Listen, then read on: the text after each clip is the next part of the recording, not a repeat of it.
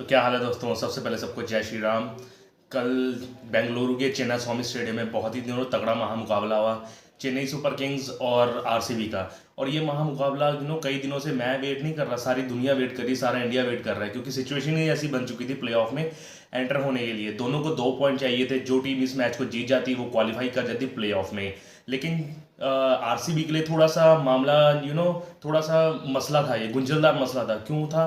क्योंकि आरसीबी को मैच तो जीतना था, पर उसको अच्छी रन रेट से जीतना था। 18 रन कम से जीतना था ये मैच, कि वो 18 रन का मार्जिन चाहिए था आरसीबी को सीएसके के खिलाफ। तो कल किसी दोनों का दिल टूटना था, या फिर महेंद्र सिंह धोनी का दिल टूटना था, या फिर विराट कोहली का। तो कल विराट कोहली का तो नहीं टूटा, लेकिन महेंद्र सिंह धोनी और उनके फैंस का जरूर दिल टूट गया कल की हार की वजह से। और मेरे ख्याल से महेंद्र सिंह धोनी का लास्ट मैच होगा क्रिकेट का इन ऑल कॉम्पिटिटिव क्रिकेट में, क्योंकि मेरे ख्याल से इस बार वो संन्यास ले लेंगे और शायद अगली बार से वो मेंटर्स के रूप में सीएसके को आगे बागडोर संभालेंगे अपनी। तो मैच ऋतुराज गायकवाड़ ने ये वाले मैच में टॉस जीता और पहले बॉलिंग का फैसला किया।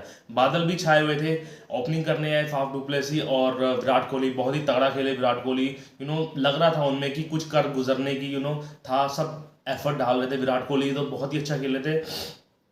फाफ डुप्लेसी थोड़ा सा धीरे खेल रहे थे, उनका साथ दे रहे थे। 3 ओवर में 35 रन भी बन गए थे, लेकिन फिर चेन्नई स्वामी स्टेडियम में बारिश आ गई, आधे घंटे के लिए मैच रुका।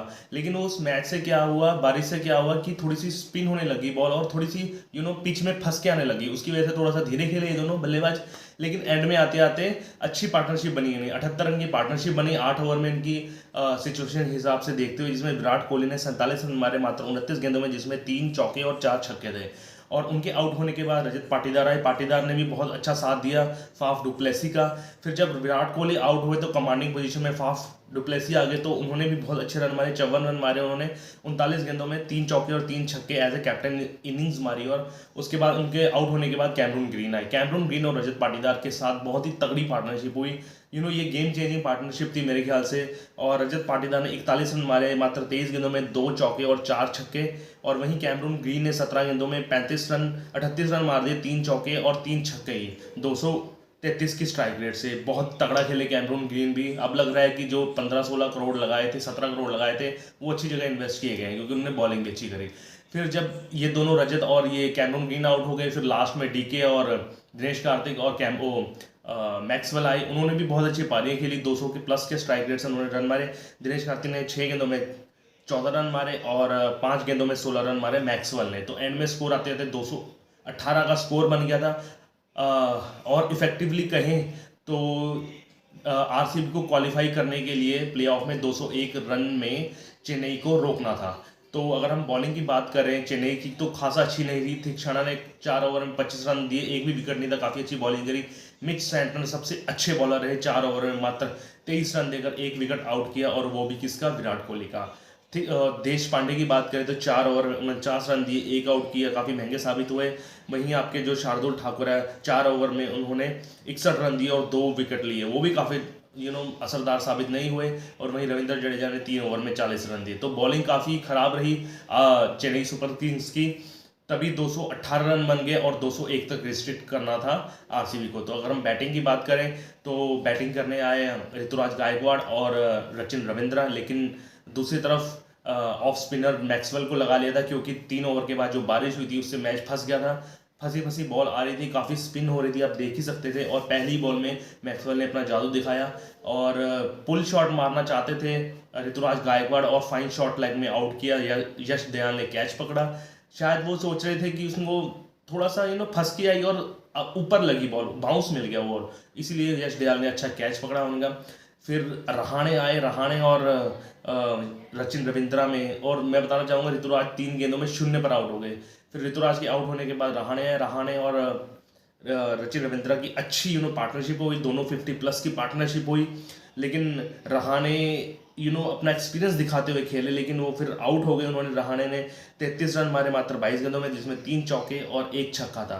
फिर रहाणे के बाद डैरियल मिचेल भी जल्दी ही आउट हो गए। फिर उनके बाद आए शिवम दुबे और सचिन रविंद्रा की थोड़ी बहुत अच्छी पार्टनरशिप हो रही थी, लेकिन शिवम दुबे का फॉर्म पहले फेज में बहुत ही अच्छा फॉर्म रहा, लेकिन एंड में आते आते वही फॉर्म गिर गया। और यही ऐसा नहीं होना चाहिए। प्लेयर को जब भी बड़े मौक़ों में बड़ा रिस्क लेना चाहिए और बड़ा परफॉर्म करना चाहिए, वैसा नहीं हुआ।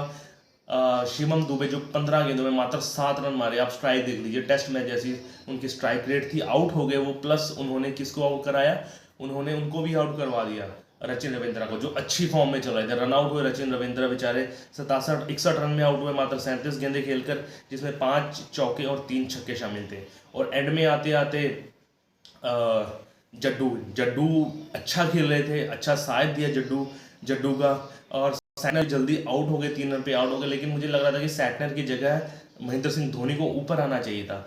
सैटनर आउट हुए, फिर धोनी आए, धोनी अब एंड तक लेके गए मैच को, लेकिन उसका भी कोई फायदा नहीं हुआ। रविंद्र जडेजा ने 41 रन मारे मात्र 22 गेंदों में, और लास्ट का ओवर यश दयाल को दिया, और लास्ट ओवर में 17 रन चाहिए थे, और चेस मास्टर थे आपके पास महेंद्र सिंह धोनी ने पहले ही गेंद में यश दयाल की 6 मार दिया, 110 मीटर का लंबा छक्का मारा।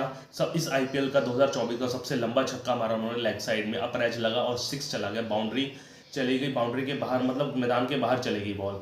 तो वहां से लग रहा था कि अब 5 गेंदों में 11 रन और माही कर देंगे, लेकिन यश दयाल ने अपना एक्सपीरियंस लिया, अपना पुराना इंतकाम जो था उस बटोरा, उन्होंने जो 5 छक्के खाए थे रिंकू सिंह के, और पहले जब वो गुजरात टाइटन में थे केकेआर के खिलाफ, अब उन्होंने पूरा अपना बदला ले लिया है और ये अपने को क्वालिफाई करवा दिया आरसीबी को। तो फिर दूसरी बॉल में आउट कर दिया उन्होंने महेंद्र सिंह धोनी को, कैच आउट कर दिया लेग साइड में, अपर एज लगा, आउट हो गए। फिर वो रन स्ट्राइक रेट नहीं आ सकते, फिर शार्दुल ठाकुर आए, फिर वहाँ मिस हुई बॉल, फिर 1 रन लिया, फिर रविंद्र जडेजा आए, फिर लास्ट के 2 बॉल में 10 रन चाहिए थे, लेकिन वो बना नहीं पाए।